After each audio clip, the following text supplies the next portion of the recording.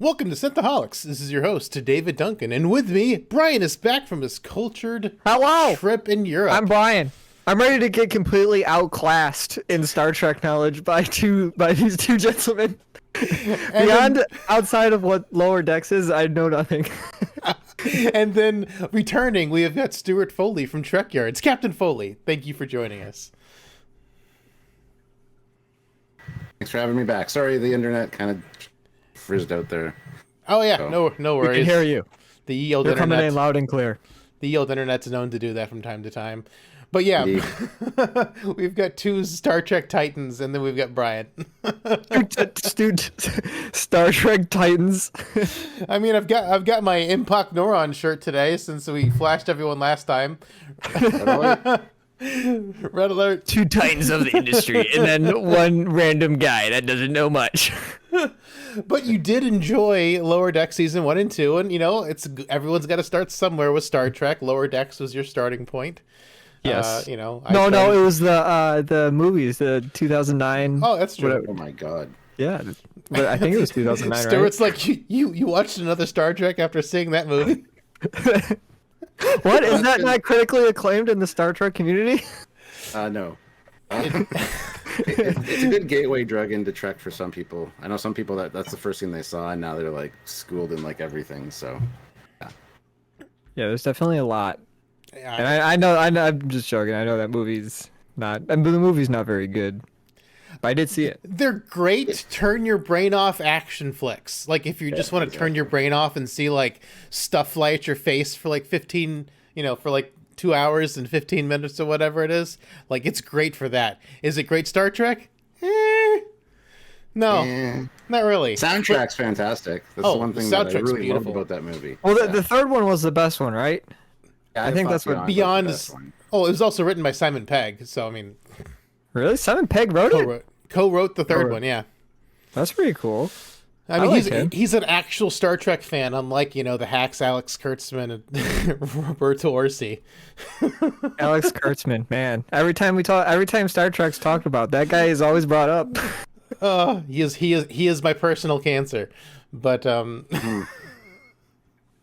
But news. Normally, we have news. I got really nothing. I can think of one thing that I will bring up. I used to watch Doctor Who a lot, the TV show Doctor Who, and I did see like 2 days ago that they're bringing back a Doctor that they already had, which is cool because he's most people's favorite Doctor, I think. Oh, so yeah. that's really that just came to my dome right now. I'm just firing on all cylinders right now. That's really all the news I got, though. I can't think of anything else. Dave Tennant, yeah, very good. Yeah. And then Stuart had some Eagle Moss news. Yeah, Ben Robinson just tweeted that the rights for the Star Trek ships have been bought by another company, and to not worry too much because we'll be able to get Eagle Moss ships again soon. So stay tuned, everybody. Yeah, Eagle Moss. They make great stuff. As I was saying before the show, I've got my beautiful Expanse Rocinante, and it was supposed to come in time. It was supposed to come in time for Christmas, and then Brian shows up like nothing. I got this. Man, that's really cool. It's a cloaked Pterodactyl. I see it now. Yeah, it was just cloaked. Exactly. Anything I have is just cloaked. Yeah, it's a cloaked. Man, Eagle Moss has come a long way. They've got cloaking ships now. It's fantastic. Yeah, it's pretty intense. Some science. They got some pretty intense science stuff going on. They're gonna lead the charge. So I was gonna say the problem is you always lose that one, don't you? Yeah, I buy quite a few of them every year. It's like the Lego. You don't want to step on. You step on it and you don't know what you're stepping on. Immediately it breaks your foot. Well, actually, the Pterodactyl would probably be one of the least painful things to step on, as long as its face, is the right position. Upside down, if you step on the front of it, then you might be in for like a D4 type of pain. A D4 type of pain? Well, because the D4 is like a pyramid. It's the Pterodactyl has a very sharp nose. I wouldn't want to step on a big D4. Yeah. It does surprise you a lot, especially since it's invisible and you're just stepping in. It's like something's there. You don't know what it is. Yeah, for sure. So, Stuart, you are our guest. last time Brian and I both gave Lower Deck season 2 like a 9. I just double checked. I wanted to make sure we were on our review numbers for season 2. We both gave season 2 a 9. Season 3, Stuart, what do you think? Season 3 was the worst out of all 3 seasons. There were a few filler episodes in the middle there, like probably 3 or 4 episodes, which weren't that great. And we were kind of dismayed a little bit. But overall, I think the rest of like the first episode and the last couple really redeemed it. So I'm going to have to probably give season 3 a 8.6. David, go ahead. I'm gonna go ahead and give season 3 like an 8, just a straight 8. It definitely is not as good as season 2. There's some really great nuggets of like future plot points that they planted in this season that I really wish they would have like, given us more than 30 seconds on for the entire season. But I enjoyed it. I mean, there were some hit and miss episodes. Did you watch the post-credit scene from the last episode? Oh, I didn't realize There's a post-credit scene? It's What is this, a Marvel thing now? The odd episode will have them. You got to check.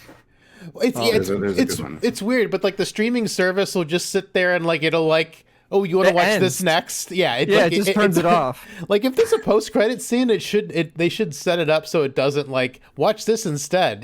Trying to keep you hooked on the platform. So I just like Disney's pretty good.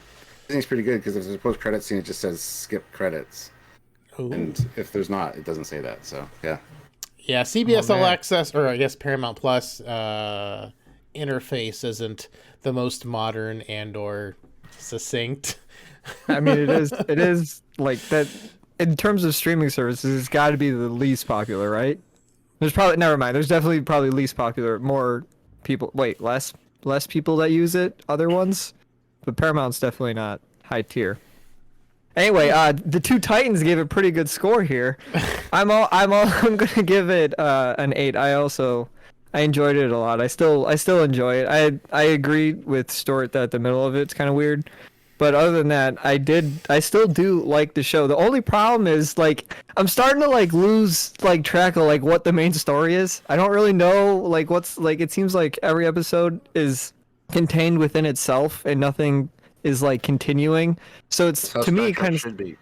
Yeah, well that's what it seems like to me. So this show seems like it can just go on forever, which is cool because it's still good.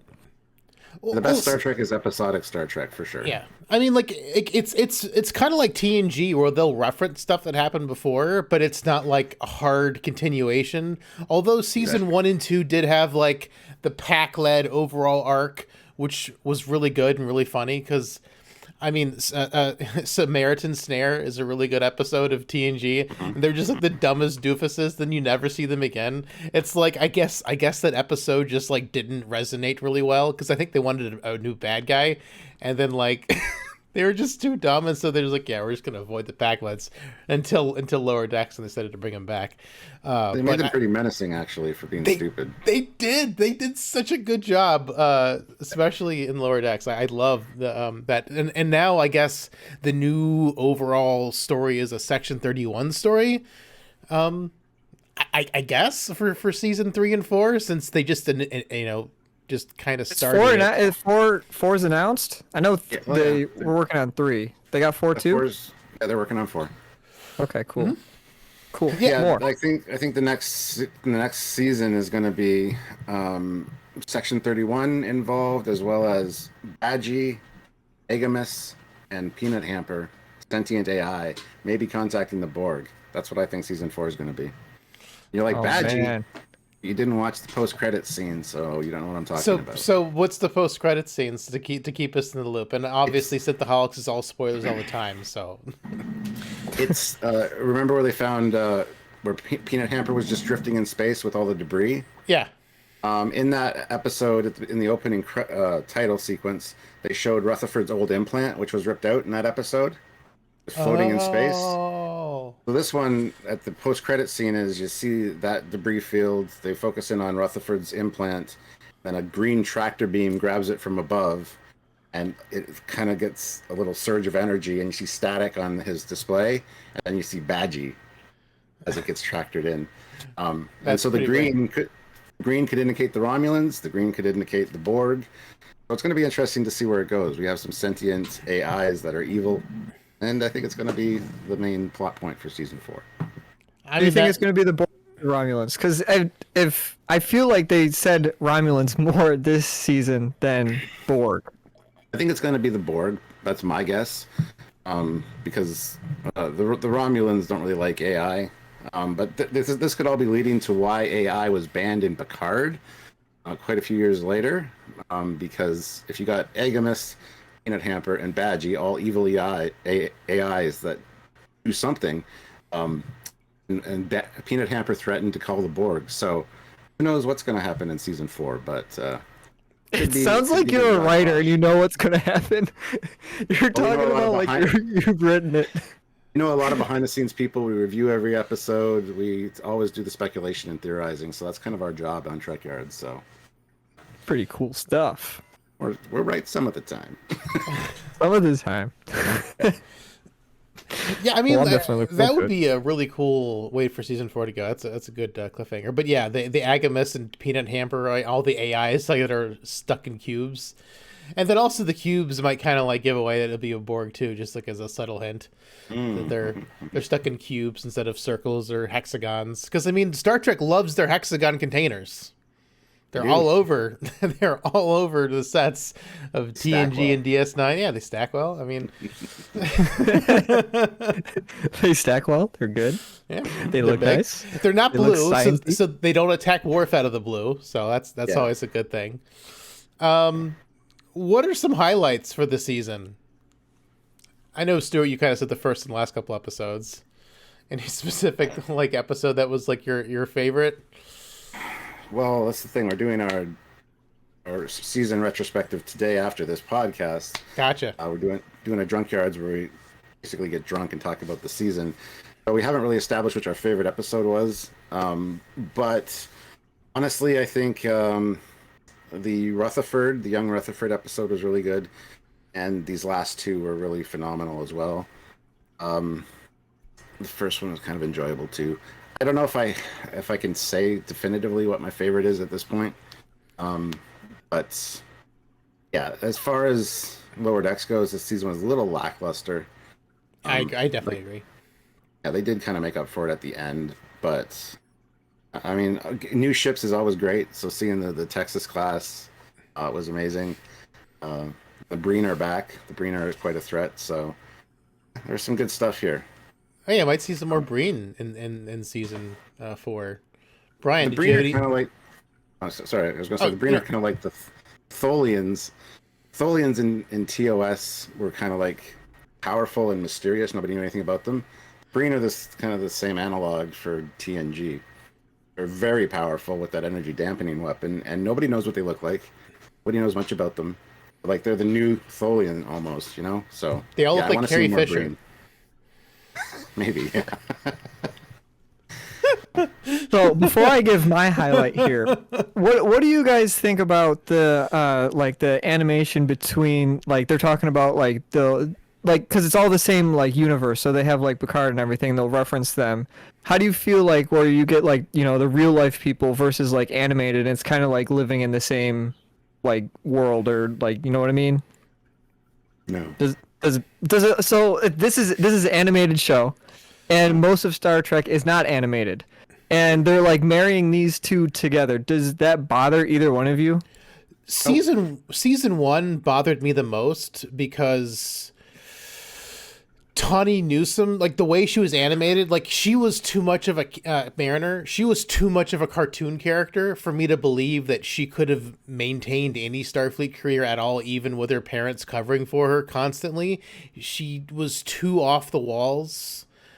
Completely. Do you think she's still not off the walls? No. She's way more grounded in season 2 and season 3. I mean, she's more like Kirk now, as far as like, I'm going to take matters into my own hands and get stuff done. She's more Kirk like now. In season 1, she was like too bonkers. She was too much of a cartoon character. That was my main criticism about season 1, where I could not believe Like Looney Tunes? I can't see Lower Decks as being actual Star Trek because the main character Mariner is too off the walls bonkers for Star Trek to work. I mean, you've got odd characters in Star Trek here and there, but they're still like grounded in the lore. Like Barclay is like a holodeck, addict, and he just like loves doing a holodeck, and then people don't take him seriously.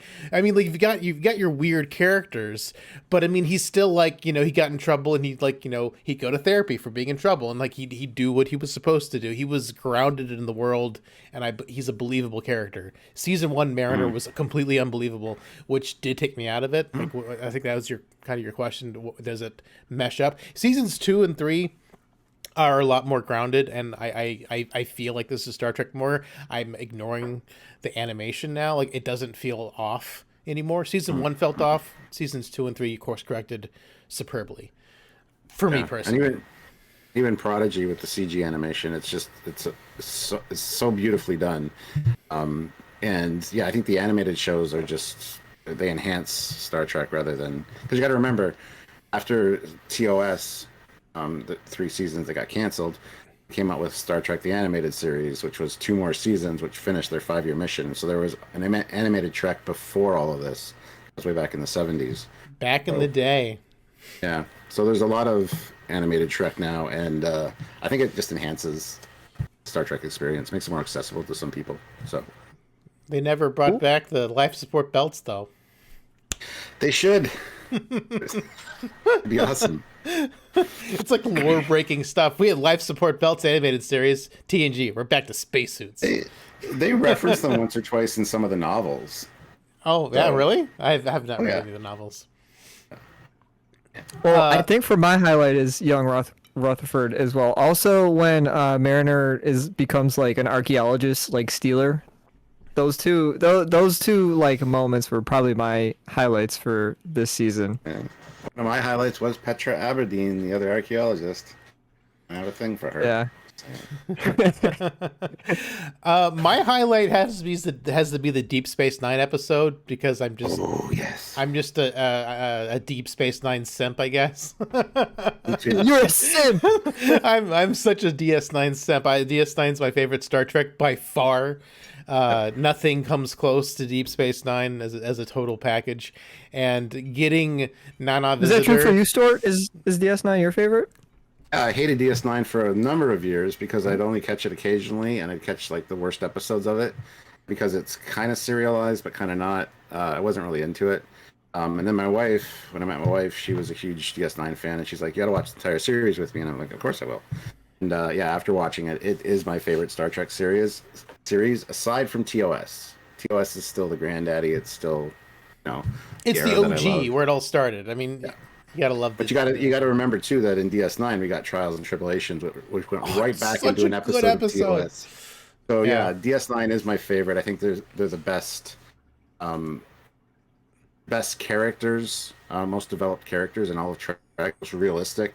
We have character growth, because that's the one thing about Star Trek that to that point is that just kind of kills me a little bit.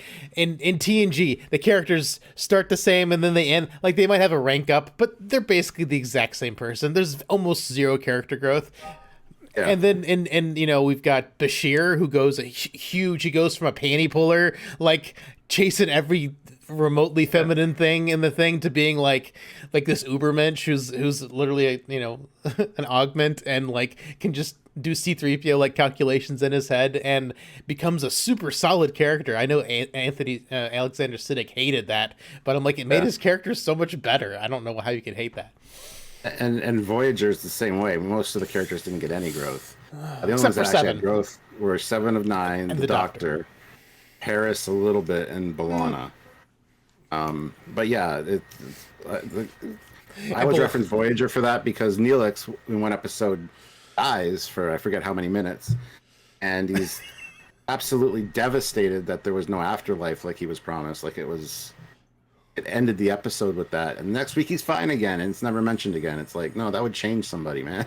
Yeah, it's terribly inconsistent writing. DS9 did it best with like the character growth and changes, and like Nog Nog goes from just being like a busboy to like in Starfleet as a Ferengi, and that is one of the biggest character changes in any Star Trek. I mean, it's huge, and he's like not even a title character. Yeah, Like if you ask me what was the definitive Star Trek series, I'd have to go with TNG.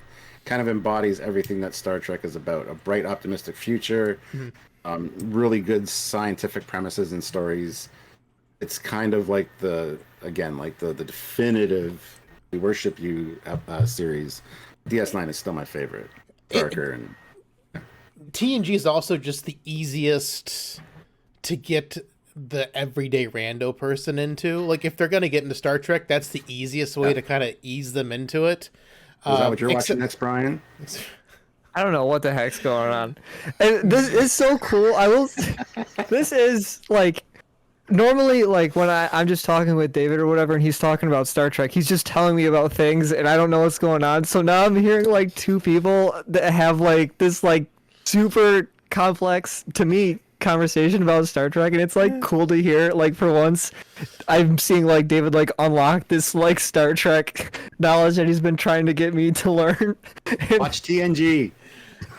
There you go. That's what David keeps telling me to do. Oh, I usually and DS9. DS9. He's telling me DS9 for sure. Don't start with DS9. Watch TNG first, then get into DS9. Yeah.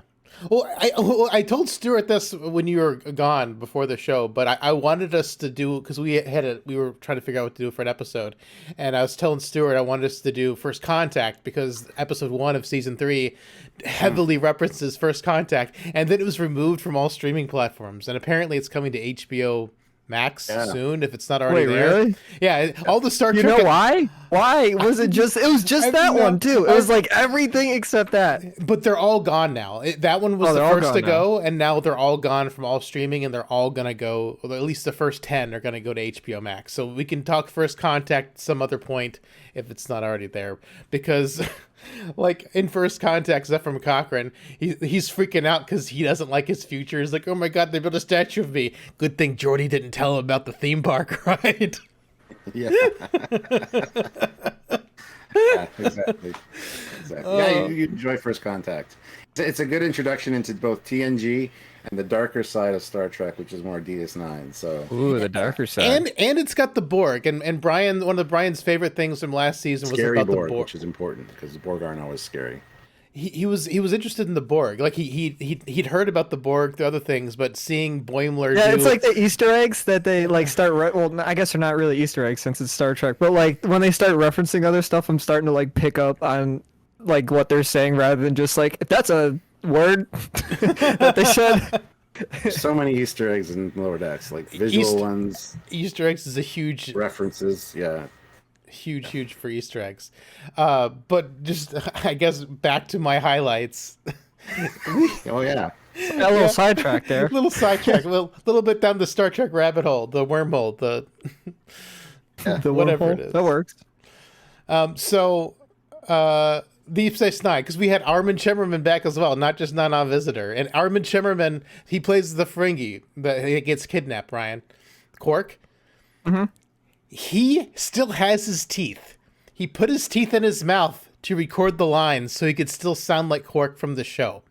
Really? Yes. That's pretty cool. That is really cool. He's still got his teeth. Cool. He's just like, remember to dust these off. Recording studio now. Yeah, that was awesome. That is so awesome. He's such a good and Brian, you've played BioShock 1. He's the voice of Andrew Ryan. Oh, okay. Got it. I know who you're talking about. Yeah. I'm glad you two like the show because I want to continue when new episodes come out. I still want to watch them. It's not like I'm tired of it or anything. Like some of these, sometimes when we podcast on certain stuff like Marvel stuff, it's kind of like a drag just to like, oh, let's watch it just so we can podcast on it. But for like Lower Decks, it's like I'm still looking forward to like more. I want to see more. So I'm glad you two still like it. So it's still like validated in like the Star Trek community. Well, the thing is, like, you should watch season 1 of TNG, and then we'll have you on like whenever you're done. We'll get Stuart back. We can talk about season 1 of TNG all together. We can talk inside Star Trek, and you can be like, "Oh wow, I didn't realize this happened in the season I watched." Remind that TNG, both TNG and DS9, don't really get good until season 3. Yeah. you got to kind of stumble through season 1 and 2, and there's a lot of good stuff in there, but really gets on the rails, running fast at like season. The meat and potatoes Yeah, are in season 3. they find their footing in season 3 for sure. Voyager's a going back weird to one. And going back to you being excited about us liking it, I consider Lower Decks the best of the new Trek. Because we've got Really? Lower Decks, we got Oh, Lower by Decks, we far. got Prodigy, we got Strange New Worlds, we got Picard, and we got Discovery. And in that order, Lower Decks is probably the best. Strange New Worlds and Prodigy are kind of tied because Prodigy's freaking amazing as well. Strange New Worlds is hitting out of the park with their return to episodic storytelling, which is what Star Trek does best. And then you got Picard, which has kind of been a letdown, but season 3 is promising to be super fantastic.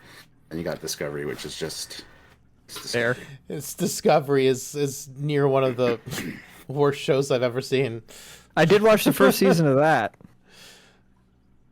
I'm sorry. But yeah, we'll never watch Star Trek again. well, we watched it at our old job work. We watched it at work. because we ran out of Red Letter Media to watch. Yeah, so we watched it at work. I've been the last 2 weeks. I've been going back and watching all of the best of the worst from Red Letter Media. I love watching those again. They're such Classic. legends. Yeah, they're great. So as far as Lower Decks goes, though, this is, since I still haven't watched any of the other newer stuff, this is the more goofy show, right? Like this is not okay. I mean, it's goofy, but it's still the most Star Trek feeling of any Goofy's of the fine. shows. No, I'm not saying Goofy's a bad thing. I'm just saying like it's less serious than other ones. It and Prodigy are the most canon respecting of all the new Trek. Mm-hmm. Oh, really? When you see a ship from like a Ferengi Marauder or a Kazon ship in Prodigy, they are perfectly done. You see them in Picard, you see them in Strange New Worlds, any of that stuff. It's all redesigned. And new. Yeah, exactly. But yeah, they're the most canon respecting. And Lower Decks, Mike McMahon, the showrunner, really huge Star Trek fan, and it shows because he really respects the canon and just sticks to it. So yeah, it's really important. A great show. Props to the animation team then.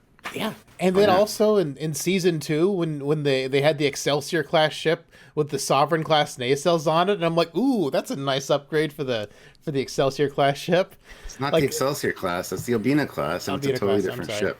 Oh, it Totally different ship. Shame on you. Sorry, I'm sorry. Don't kill me. I'll just leave now. Bye. Bye. You deserve not to be here anymore. I don't know. Go watch Trek Yard's episode on the Albina class. You'll find out it's completely different because we compare it to the Excelsior. Just so for the Texas class, is this new to Lower Decks, or is Texas class thing? Because I like the Texas class. I thought I thought it was interesting. This is new. But Ooh. AI never goes well in Trek, so it was a bad idea to begin with. Okay. So you saw that coming. You saw that on the way that was not going to work out. The display for it, the communications console, was the M5 Multitronic unit from the Ultimate Computer in TOS, which went completely off the rails. really bad. So, Yes, exactly that. the same kind of tech. Oh, that's fantastic. Yeah. And Rutherford's code. I like what is your guys' still favorite? I'm sure I probably in my head wanted to say Mariner is probably my favorite character. Do you guys have a favorite character here? Rutherford, I don't know. He's starting to get towards the top for me. I like Rutherford. I'd have to go with Mariner. I didn't like her at first, like the first half of season 1, but she very quickly turned her around. And yeah, I'd say she's probably my favorite. Rutherford is climbing up the ranks. Yeah, absolutely. Yeah, Rutherford was I didn't hate him, but he didn't stand out for me. Rutherford. Yeah, he was just kind of there, but this season he's really was that ranks. one episode where he's starting to be like a main character. Tindy, I'm glad we finally the Deep Space Nine episode, season 1 and season 2, I complained that they didn't do enough of Ryan lore, and the fact that she was always trying to be like this, oh, not all Orions are like this, and she's trying to change the face of Orions, and then she meets another Orion who's always like, this is our pirate song, and this is my tool. I got a clearance to wear my religious thing, from our culture. He's like a total fraud, and then Tendi turns out to be this badass, which connects to season 1, where she's the cleaner for that spec ops mission they do, where she's kicking everyone's butt. So it comes together beautiful. Love Tindy. She's way up there for me. Like right now, like before it was, I wish Tindy was better because I love Orions and I wanted to learn more about Orion culture because it's not talked about too much in canon Trek. Very like 3 episodes tops. So I wanted more with an Orion main character. I wanted more Orion lore. We're getting it a little bit each season, which is great. Season 2 it was Boimler and Mariner, and now Tindy's climbing up there because we're getting more about her, which is great. I love her. I love an Orion, and then Rutherford. Like it's almost a 4-way tie now. Like before it was definitely just the 2, and now like the other 2 are climbing the ranks, and I love them all. Yeah, I agree. And then they're all getting interesting in their own ways. Yeah. Well, the Orion from the DS9 episode was funny. He says, "All I learned about Orions, I learned from really bad novels. The one with the boobs on the cover. Not even the good ones. Not even the good ones." Yeah, the holodeck programs of the boobs on the covers too, I'm sure.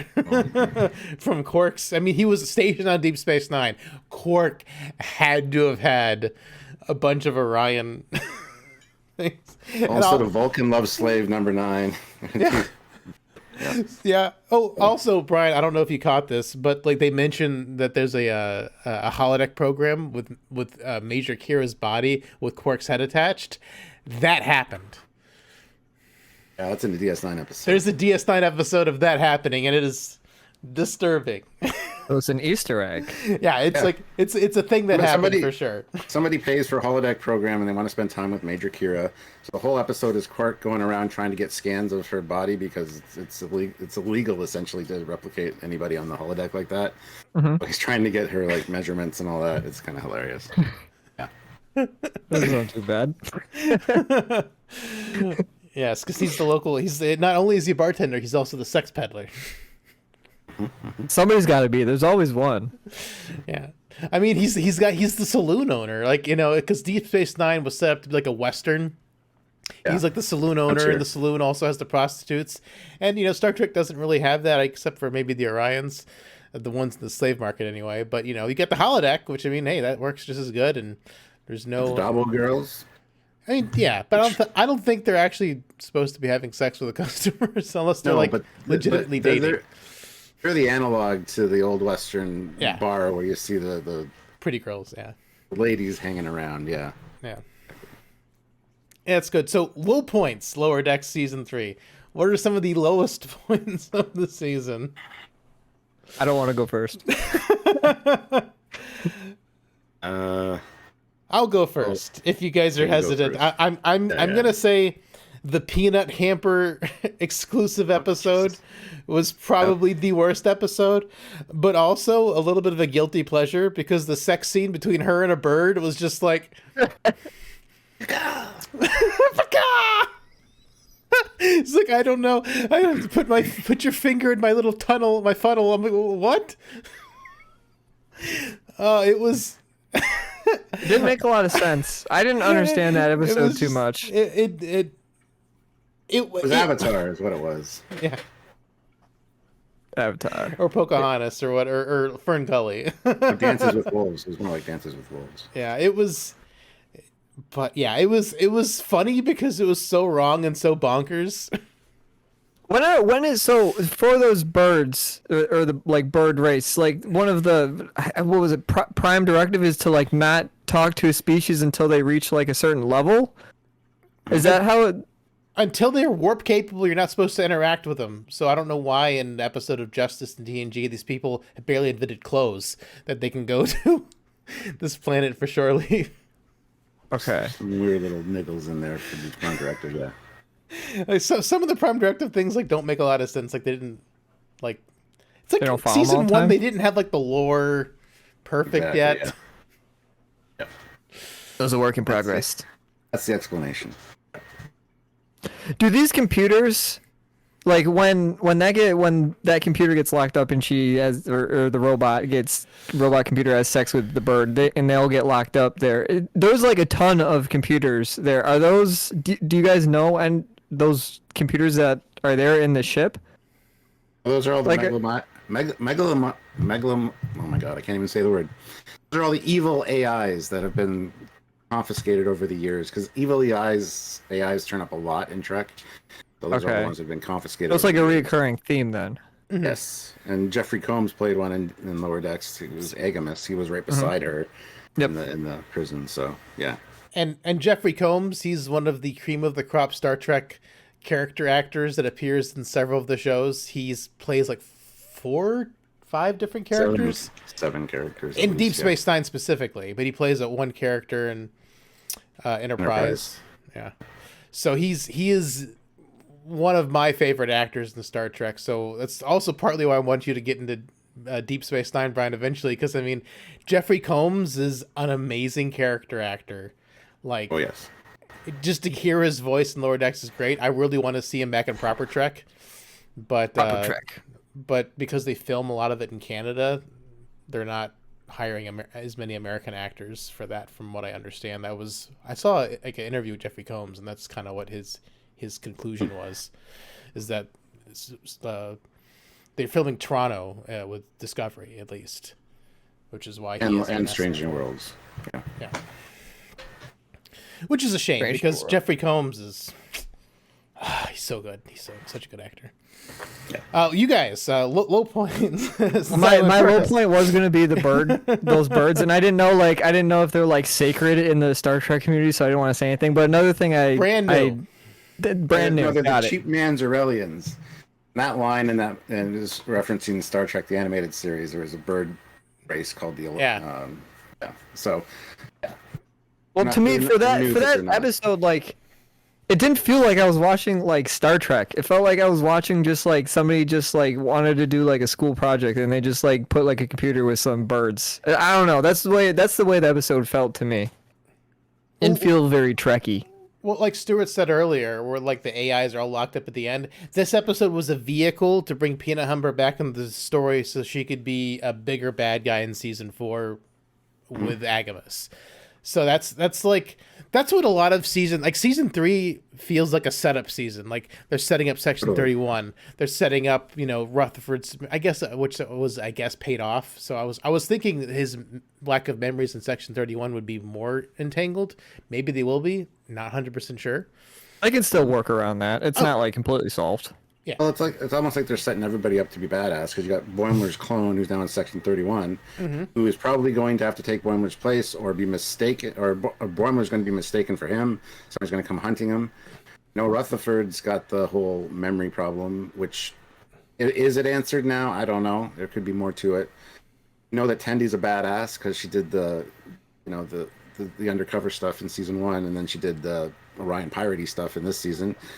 And then you got Mariner, who knows everybody and has done everything. So that's a pretty kick-ass team, honestly. So they're building something up for season 4. Yeah. Yeah. Well, one thing that's kind of got me excited with the Section 31 angle is maybe it's not even Prime Boimler who's going back in time in Strange New Worlds. Maybe it's evil Section 31 Boimler, and maybe somehow Mariner finds out and has to stop him. That would be kind of a fun theory. I mean, I've got nothing, substantiated. It's just like I was thinking about it this morning. Actually, I'm like, that could be a fun thing. I mean, He's not evil, though. Just because he's in Section 31 doesn't mean he's evil. I mean, I think they're gonna point it that way. I mean, the woman was like, "I can shoot you and kill you." I hope they redeem Section 31 because Section 31 was cool in DS9. It was very cool in Section. When it was first introduced, it's like, is Sloan crazy? Is he the only one in his Section 31? Does he think it exists and it doesn't? Like, you weren't sure. And then they went back and retconned it. It's in Enterprise, like Malcolm was in it. It's like, it's just everywhere all of a sudden. It's just stupid. I love the black badge reference because we made fun of that at the time.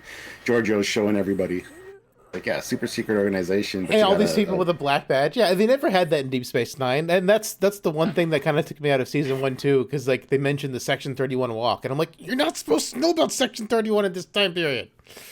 Exactly, yeah. Like, no one's supposed to know about it. Why does anyone know about it, even in TOS times? Like, it's so dumb. Like, I'm kind of hoping they redeem Section 31 because the original idea for it was to do things that might be a little shady, but to protect the Federation. They're not supposed to be bad guys. They're just doing the right things, but in the only way that they can to get it done.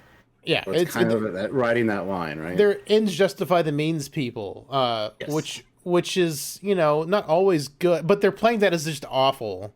But I think that's mostly because of like representing a modern audience, and the modern day is everything is like political and da, da, da, da, da, da, da. And so like because in Justify the Means people and government are like evil, it's just The X-Files syndrome, isn't it? It's like the government will do whatever it needs to do behind the scenes to keep the general public out of the loop.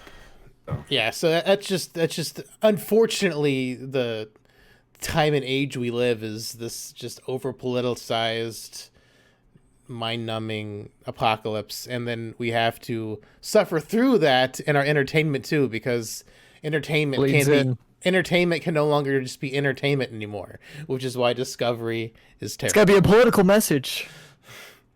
Which is why Rings of Power is terrible. Like I've seen more and more YouTube videos that are like talking about if it says made for a modern audience, it's going to be trash. And I'm like, that's definitely a catchphrase for trash lately. Oh. Yeah, going back to my least favorite, or down, it would be the Peanut Hamper episode. Oh, that's unanimous. Okay, cool. As much as I thought I was going to be the one out there.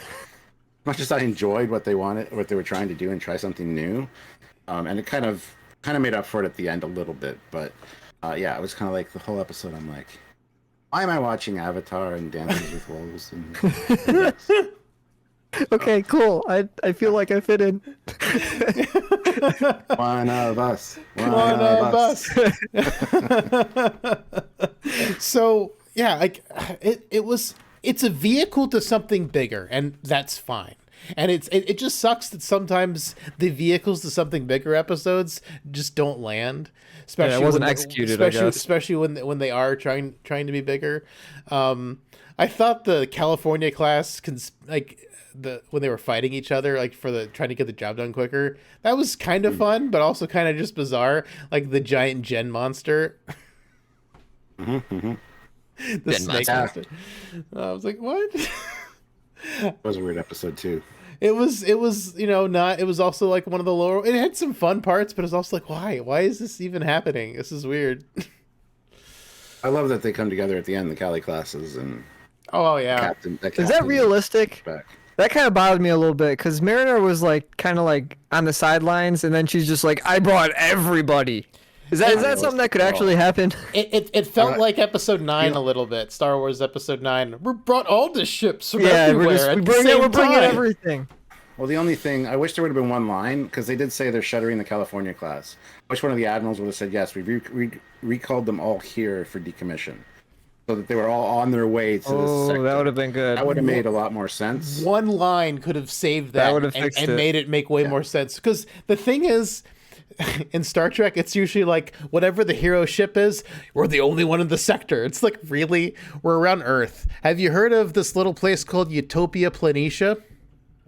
Or the shipyards on Mars, that are also...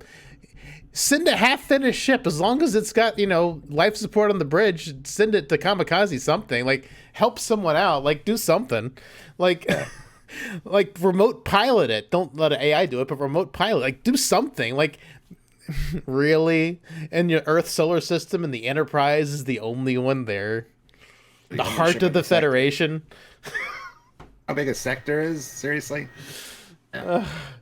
It's the only ship in the sector. What was it? Discovery season 3? They could only see like 6 sectors across or something like that. I'm like, really? Yeah. What? When it started. That's all Discovery. I know. I gotta poke the bear because you've seen it. I'm not. See, like, I will only recommend Brian to watch something that I believe in. So I cannot, in good conscience, ask him to watch anything with Discovery because it is so bad. I don't want to already watched season 1. Yeah, you made me watch season 1. No, you volunteered that. What? I didn't volunteer. You're just we're gonna watch this now. Okay. We were bored at work. Oh, I had to watch it for the podcast, so. So I joined. Before you were on the podcast, I was watching it for the podcast. Yeah. Brian was wondering why you were doing this stuff. It was like a lot of times you would say like, "Oh my god, that was stupid." Yeah, I mean, I And that was wasn't, bad. I wasn't having a good time watching it. You know, I won't make you watch something I think is terrible unless we think it's so terrible it's funny and we can talk about it because it's funny.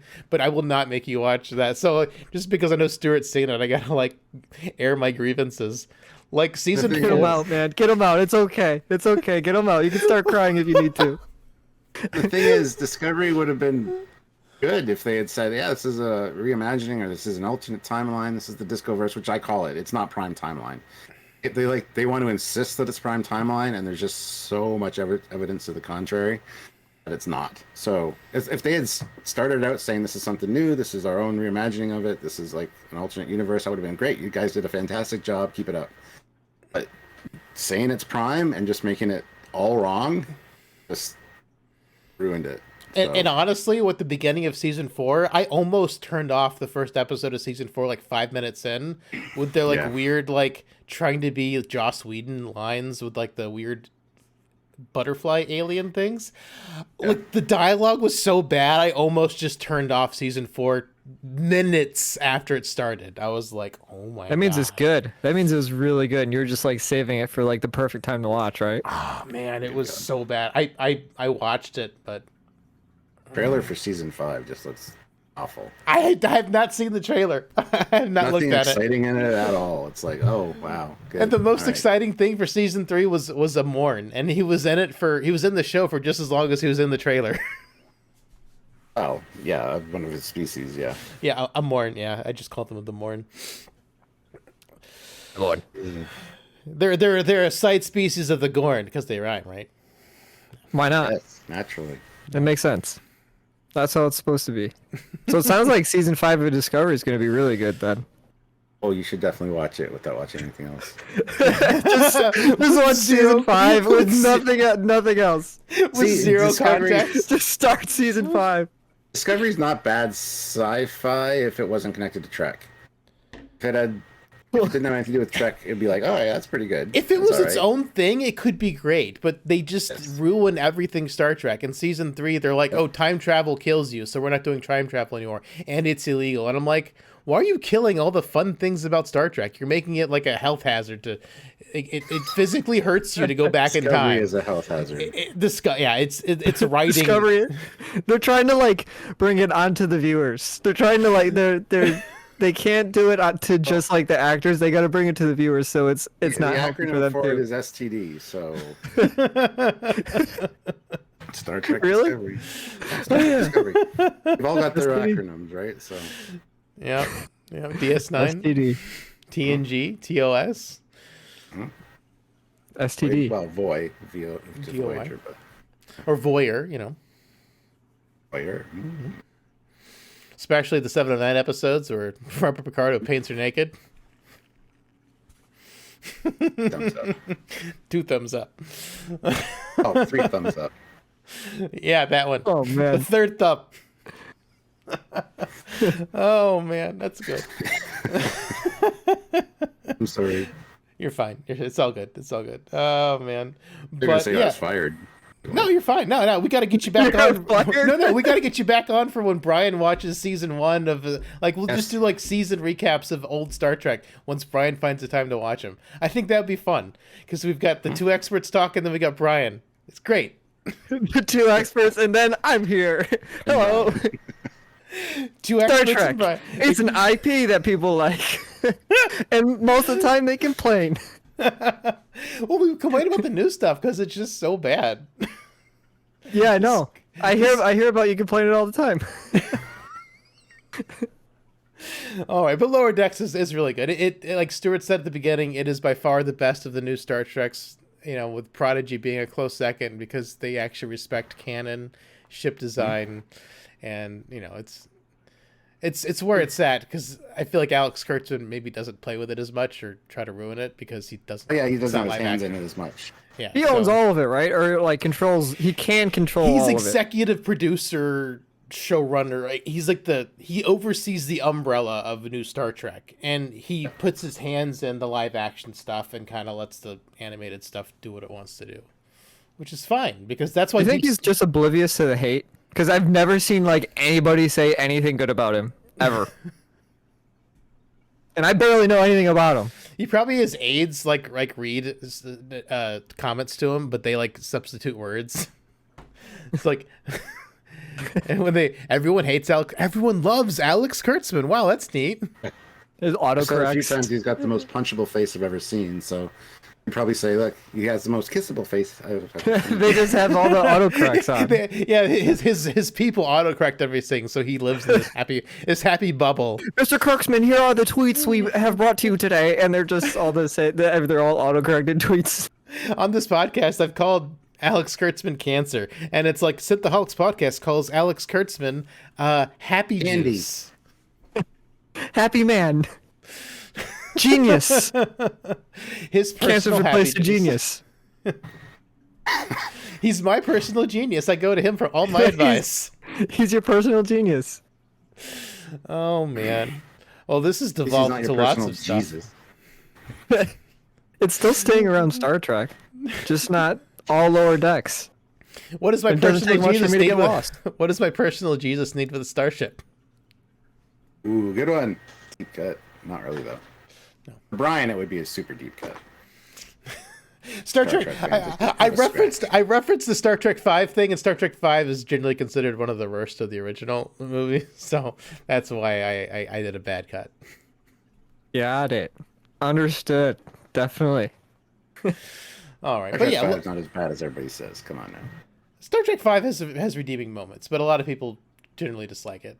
Oh yes, absolutely. I mean, Uhura tries to go on a chips date with Scotty. I mean, how can you turn that down? Potato chips. Where did that come from? Star As Trek bad V. as Spock and Uhura having a relationship in 2009.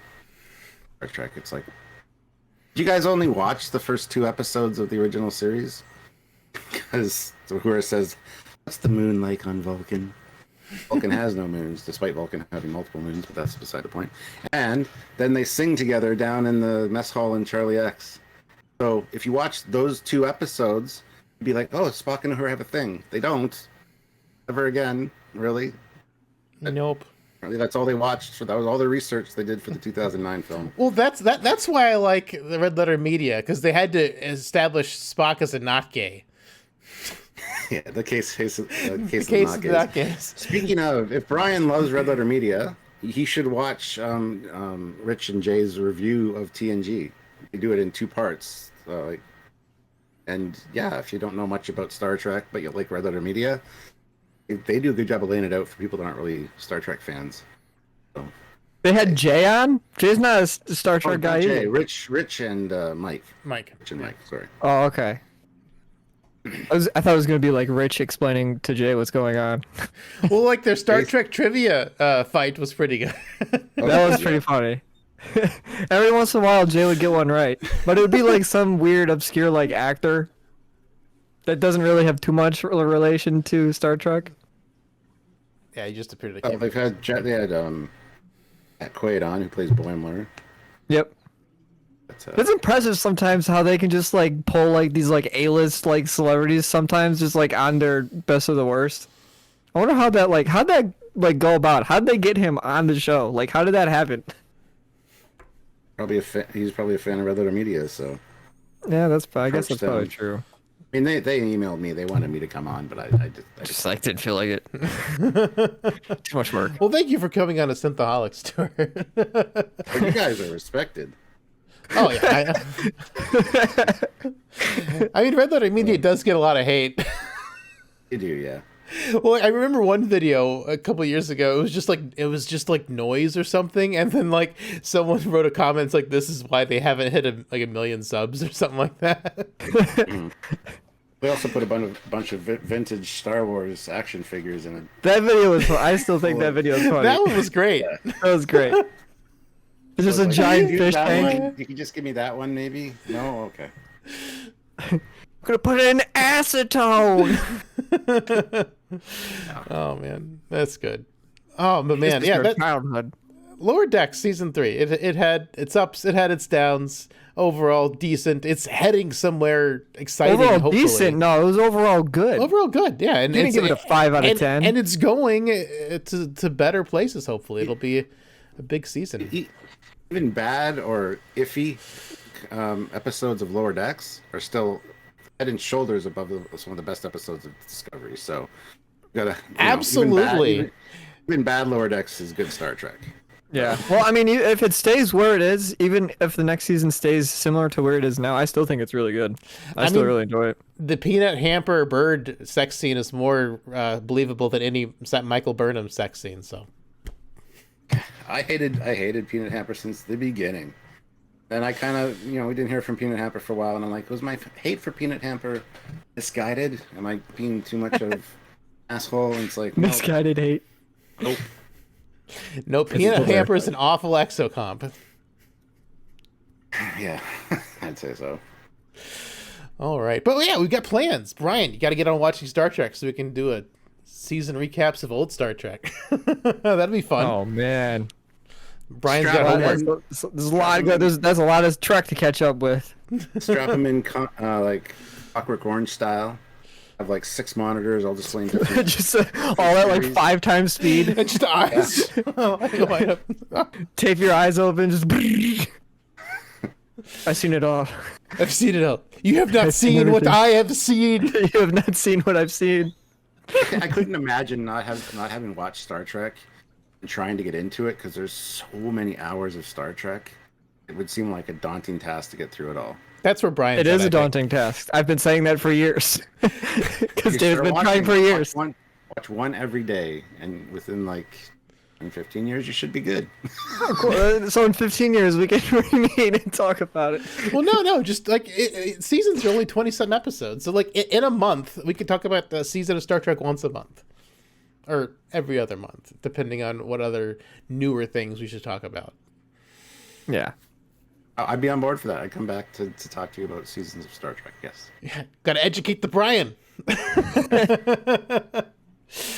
Brian School, lesson number 1. TNG, season 1. Star Trek, TNG. Well, funny because on Trek Yards we've been reviewing TNG and we're in season 5 right now, but I had to put a big, slam on the brakes on that because all of the new Trek on. I haven't really reviewed any in a while, but we've got up to season 5 and it's been good going back to revisit them. So actually analyze them with like a reviewer mindset. It's quite interesting what you come up with. Oh yeah, it's super nostalgic, and some episodes are great, and some episodes are like, what the hell were they thinking? So I mean, like, old Star Trek isn't perfect, but overall, it's much happier than new Star Trek. You can tell what episodes they were on drugs when they were writing them. Oh yeah, yeah, jeez, like TOS. Way to Eden, anybody? Hey, brother. La, la, la. They're singing their song in the transporter room. Because why the hell not? Jamming out. 60s space hippies. Yeah.